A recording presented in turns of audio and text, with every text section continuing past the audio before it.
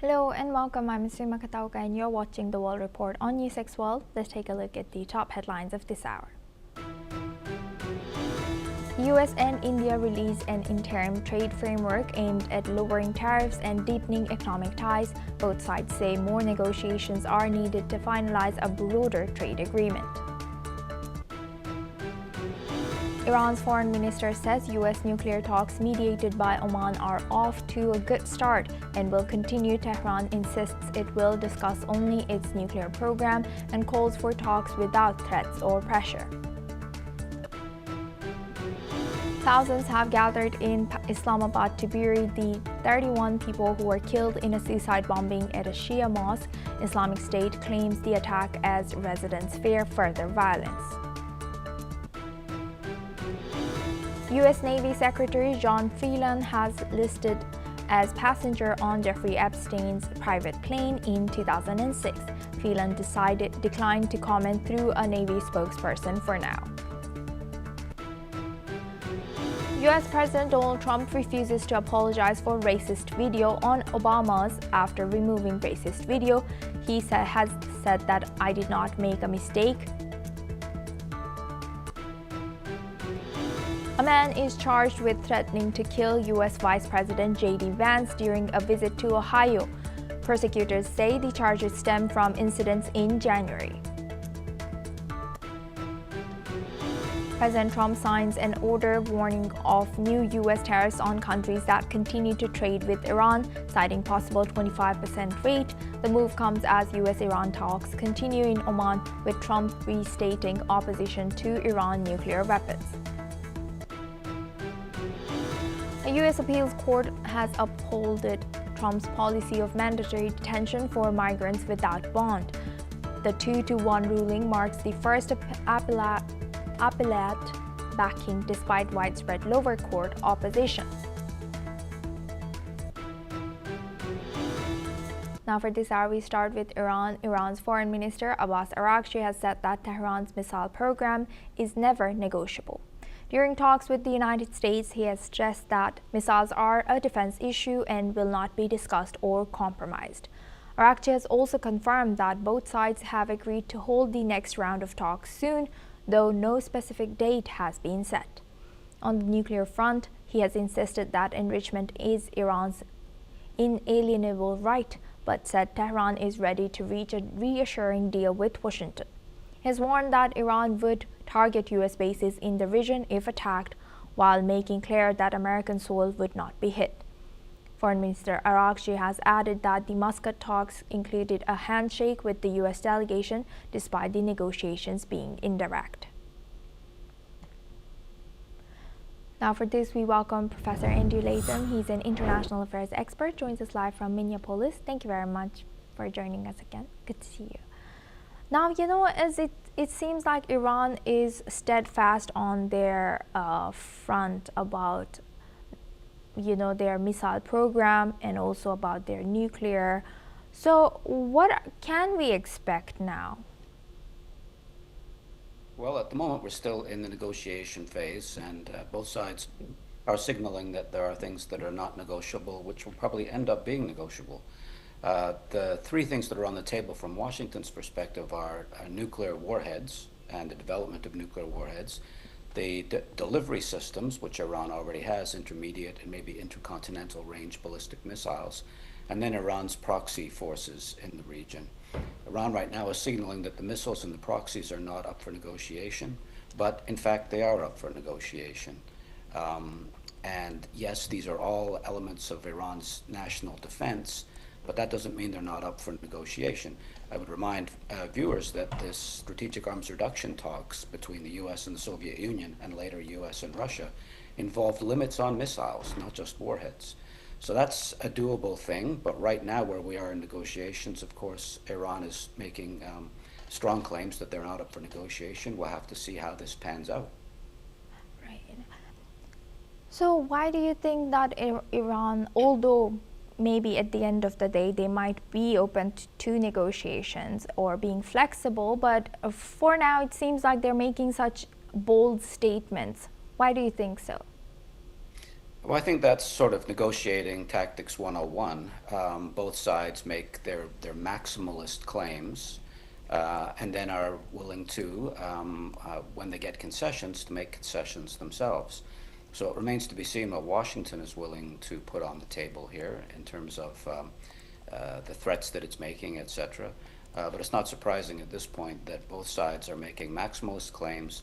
Both sides will have to make concessions if they really want to deal at the end of the day, and those concessions on the Iranian part are likely to involve all three of those elements: nuclear weapons, the missile delivery systems, and then the proxy forces that Iran uses to help secure its territory. And do you think that, why do you think, sorry, let me change my question again. Why do you think Oman was chosen for this negotiation and not UAE, not Qatar, not elsewhere? Well, it could have been any of those. Oman has a bit of a history with respect to the JCPOA and whatnot. It's a matter of finding a state in the region that both sides have some confidence in, even though there are tensions between the Gulf Cooperation Council states and Iran, for example. But it's not surprising given the history of the role of those countries. And again, it could have been any of the countries you just mentioned, but it happened to be Oman, I think, because of the history there. With that, I would like to thank Mr. Andrew Latham for joining us and sharing that insight. Thank you very much. Now we move on to Russia. Russian investigators said that 2 suspects in the attempted assassination of a senior military intelligence official will soon be interrogated. The local newspaper has reported that the questioning will be followed by formal charges, though authorities have not confirmed whether the suspects are in custody for now. General Vladimir Alexeyev, the deputy head of Russia's military intelligence agency, was shot inside his Moscow's apartment building on Friday. Investigators say an unidentified gunman fired several shots before fleeing the scene.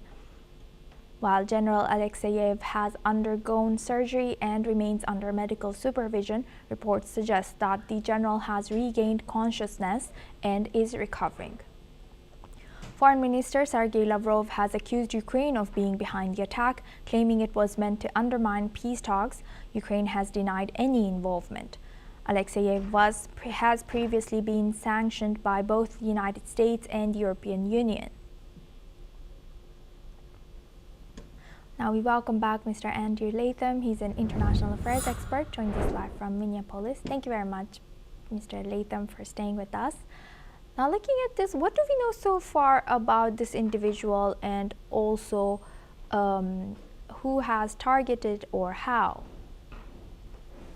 Well, we know that he was an important general, and in this era of warfare with generals matter a very great deal. So taking out this one, even though not a frontline general, but a logistics support general, could have a serious impact on Russia's warfighting capability. Not decisive, but serious. It remains to be seen who's responsible. The Ukrainians would love to frame this as a product of internal fighting within the Russian armed forces between various generals and various branches of the armed forces, a kind of internecine struggle that culminated in this. That makes Russia look weak and divided, etc. And of course, the Russians want to frame this as a Ukrainian act of terrorism, as an illegitimate act of assassinating a military leader, not on the battlefield, but well behind the battlefield. And so right now, both sides are trying to position themselves as the innocent party, as the offended party, and it remains to be seen how that's going to play out. It'll be interesting to see who finally is convicted of this, even though I don't place very much faith in Russian courts these days.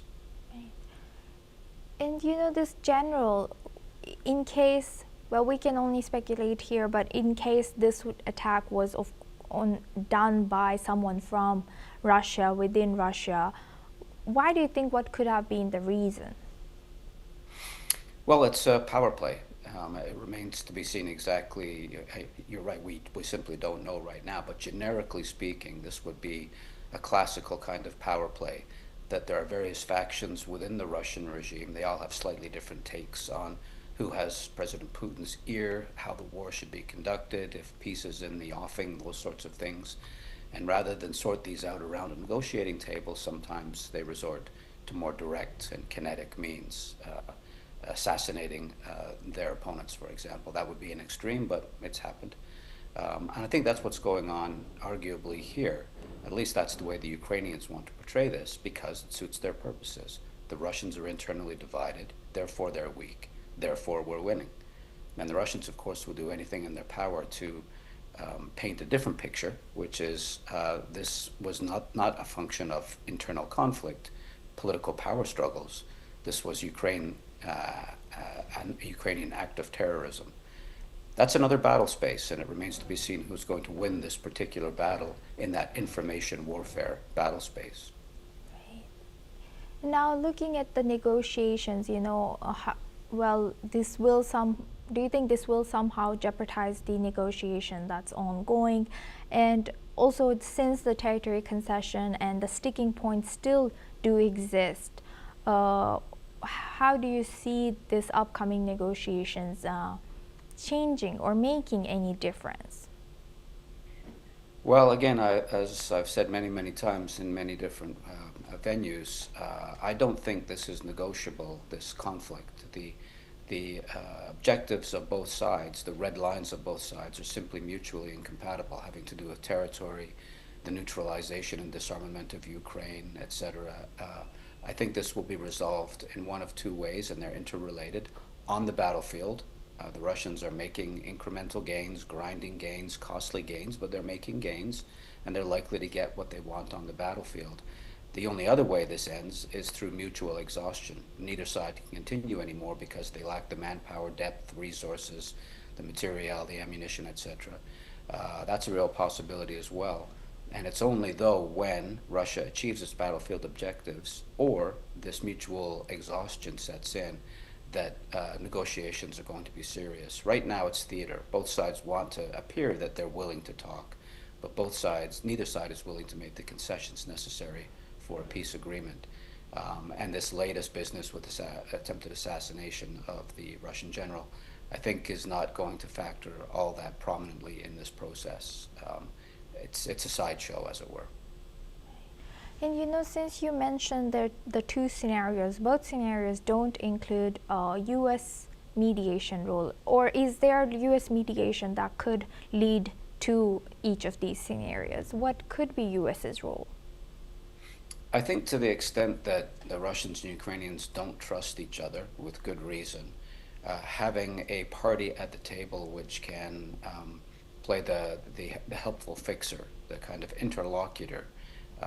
If it's direct negotiations, they're at the table, they're kind of trying to smooth the interaction of the two parties. And if it's indirect, they're shuttling back and forth between two different hotels in some setting.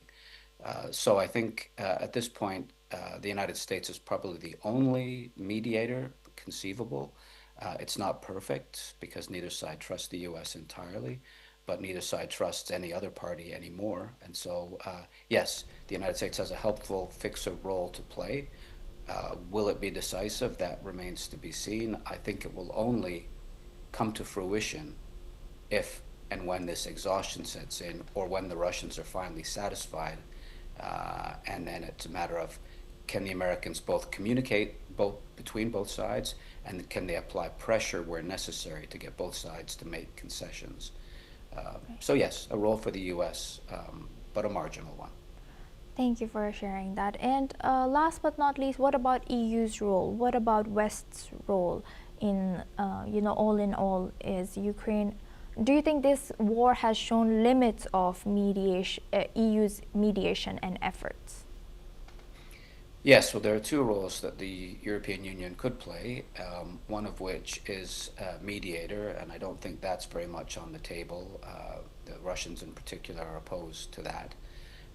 And the other role is the security guarantee. If there is a deal and the Ukrainians want some kind of Article 5 without being members of NATO, Article 5 security guarantees, it's likely to be the Europeans, not the Americans, who provide troops on the ground. and it remains to be seen if they actually have the political will or the military wherewithal to pull that off. But mediator, the EU playing an important role, and that underscores limits of the European Union as a player in these sorts of conflicts, but possibly as a security guarantor going forward. That's a more real possibility. With that, I would like to thank Mr. Andrew Latham for joining us today and sharing that insight. Thank you very much. Now we move on to Asia. China's military has organized naval and air forces to conduct routine patrols in the South China Sea from February 2nd to February 6th. Chinese authorities said that it will resolutely defend its territorial sovereignty and maritime rights. Regardless, this follows earlier actions by the People's Liberation Army. Since the beginning of January this year, the Southern Theater Command has been stepping up patrols around the territorial waters of Huangyang Dao. The PLA says these measures are aimed at countering infringements and provocative actions by other countries in the region. Meanwhile, state-run media has reported that the patrols involved H-6K bombers armed with anti-ship missiles, as well as the Type 055 destroyer Xiangyang, along with other warplanes and warships. The Chinese Coast Guard had also conducted law enforcement patrols in the same area.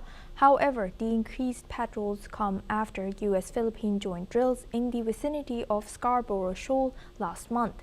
The Philippines has also reportedly deployed frigates, fighter jets, and helicopters, while U.S. forces sent a guided missile destroyer and aircraft. Furthermore, China accuses Manila of using these exercises as a pretext to provoke and infringe on territorial waters, despite ongoing maritime tensions between the two nations.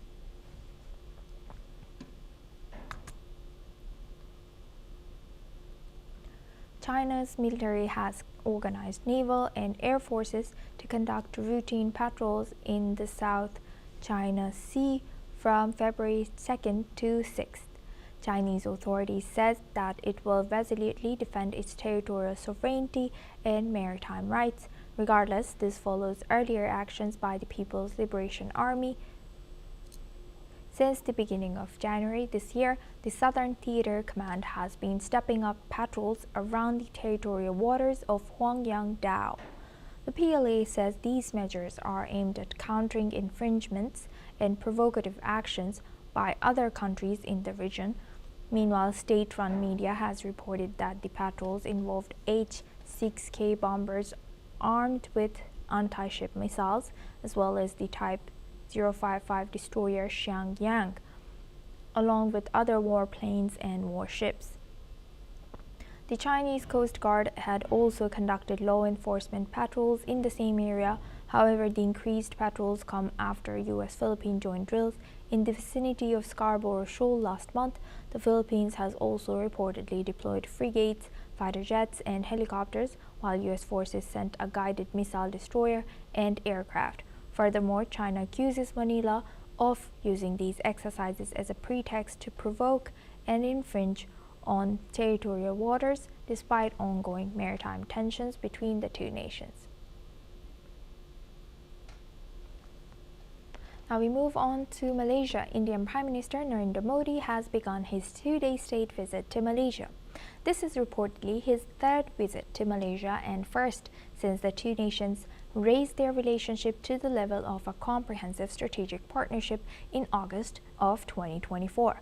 Prime Minister Narendra Modi will be holding bilateral discussions with his Malaysian counterpart Anwar Ibrahim during his visit. During the two-day visit, Prime Minister Modi is set to interact with members of the Indian diaspora and business leaders, while discussions are also likely to explore opportunities for defense collaboration. According to the Ministry of External Affairs, these may include areas such as the sale of Dornier aircraft and maintenance support for Scorpene submarines and Su-30 aircraft. Since 2022, political engagement between the two nations has remained consistent, with regular high-level visits and discussions. Malaysia is India's third largest trading partner within ASEAN, while India ranks among Malaysia's top 10 global trading partners. The bilateral trade between the two have reached nearly $19.85 billion in the financial year 2024 to 2025. Now for this, we welcome Mr. Colin Chong-Yu Keith. He's a foreign affairs, security and strategy analyst, joins us live from Kuala Lumpur. Thank you very much, Mr. Keith, for joining us. Good to see you. Now, looking at this, how significant is this that, India and Malaysia are moving or cooperating towards or developing closer ties?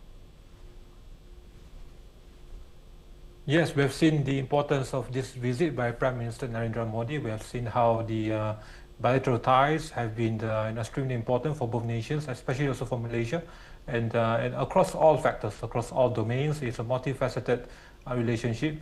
And it's critically important for Malaysia in the areas of economic partnership in terms of trade, supply chain resilience, food security, energy transition, the tech sector, and all that, and especially also on defense and security. We have seen how these rising tensions in the region and the need for this counterbalance capacity, and that is being provided by India.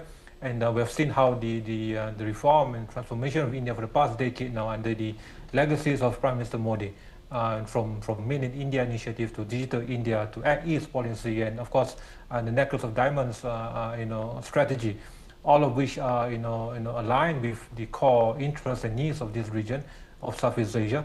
And we have seen how these ties between both nations have been at the forefront in terms of providing the trust, assurances, and confidence to both nations, especially also with regards to the needs of Malaysia in terms of expanding our deterrent capacity. We have got numerous interoperability capacities between both nations in terms of defense and security. We are going to expand that, of course, also in the areas of critical sectors, including on semiconductor, on digital economy, on economic transition. And Malaysia has its own core strength, which will also be beneficial to India. And also in terms of food security, India has also provided us in terms of the main exports on the pharmaceutical products, on drugs and medicine. And this has been critical for Malaysia, and we therefore see that this will continue to expand deeper in terms of overall ties, especially with regards to economic and trade ties, also in expanding people-to-people relations. We share a lot of similarities and appreciation, cultural exchanges, as well as higher education in terms of research, scientific collaboration. So it's a multi-domain partnership, and which has been one of the most critical bilateral partnerships in the region. And hence we have seen how this visit has been pivotal. The personal welcome by Prime Minister Anwar Ibrahim is also a symbolic message that India is a critical partner to Malaysia, and this will be so for the next decade as we look forward to a strengthened bilateral ties, especially in terms of the benefits and the importance of India to the region, especially to the Indo-Pacific, as well as to Southeast Asia, and especially to Malaysia. Across all domains, Suma. And what is Malaysia and India's friendship and their role in ASEAN? Yes, we have seen how India-ASEAN ties have also been critical. One of the main anchors of providing this stability and assurances to the region that India is now, of course, is a rising superpower, and India is going to be the most dominant economies in the world, for the next few decades. Is going to replace Germany and Japan as being the bigger economy than both nations, according to IMF projections. And India's rise has been overlooked for the past decade, especially by this region, who has been overwhelmed with the power of China. And I think this is a wake-up call to the region that the importance of India across all domains, but especially to the region in terms of food security and supply chain resilience, and the increasing economic dependence on India. And in the realm and domain of defense and security, India is being seen as the rising counterbalancing factor to China. And this is critically important to the region, as the region is still being trapped by the mantra of non-alignment, but also at the same time is in dire need to have this counterbalancing weight to China, apart from the traditional reliance on the West and the US as being the main deterrent factors and parallel supporting capacity to the region. So India is being seen as a needed third party, and this is increasingly so under the strategic maneuvers by Prime Minister Modi, especially in terms of Act East policy and the necklace of diamonds counterbalancing strategy against China's pearl of strings. And of course, and this is being needed to maintain peace and stability in the region, especially with regards to the conflict in South China Sea, and to maintain maritime domain awareness, to increase joint defense capacity in terms of also providing this confidence building measures. Malaysia and India have also has changed a lot of these different military joint patrols and interoperability capacities. We have the Harimau Shakti, and we have also numerous activities going on. And I foresee that this will continue in the next couple of years. And we have enjoyed relatively good relations, and especially under the leadership of Prime Minister Modi. And we foresee that this will continue to be so, especially under the current administration of Prime Minister Anwar Ibrahim also. And this is critically important, especially for Malaysia, and being the anchor of stability also for Malaysia and for ASEAN. And India is indispensable in this regard.